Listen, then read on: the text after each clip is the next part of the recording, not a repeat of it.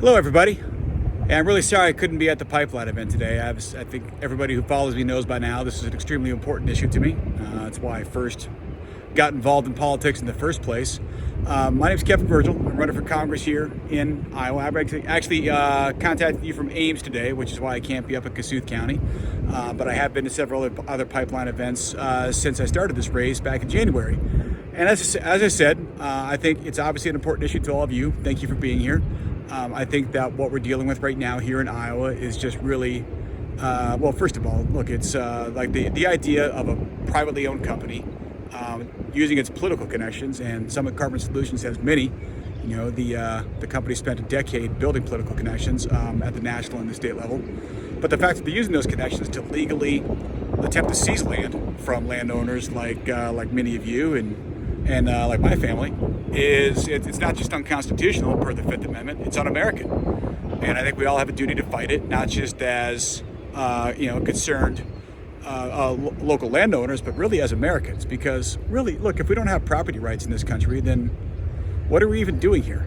It's unconscionable what's happening. I got into politics. I decided into this race because I couldn't believe this was happening in Iowa. Right? I mean, we've all heard about scams, about bad governance, about corruption, in Washington, D.C., other parts of the country, but you never think this is going to happen back here. But yeah, I really think this is just endemic of the bad leadership that we're facing, certainly at the national level right now. But really, what's happened to this nation over the past 30 or 40 years, since the Soviet Union collapsed, certainly, where we've allowed government to build an outsized base of power and control over all of us.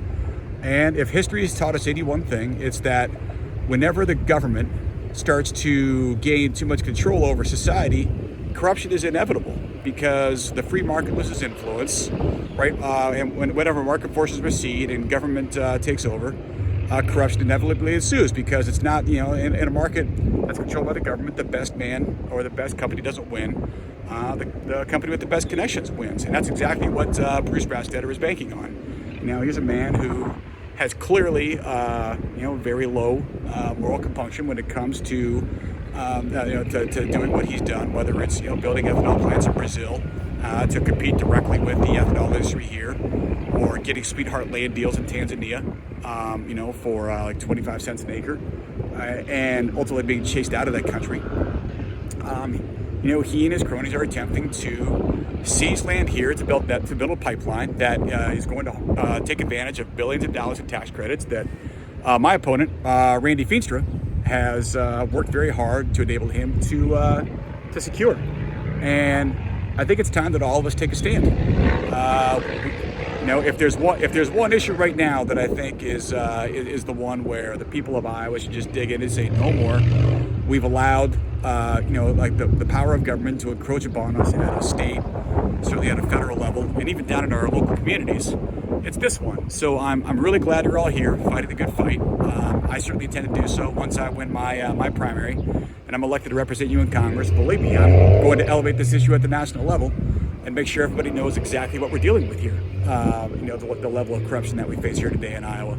And I look forward to fighting alongside you to beat this back, and ultimately, even more importantly, to reduce the influence that government has over all of us. So thanks very much for listening, and thanks for being here, and I look forward to seeing you once I'm your elected congressman.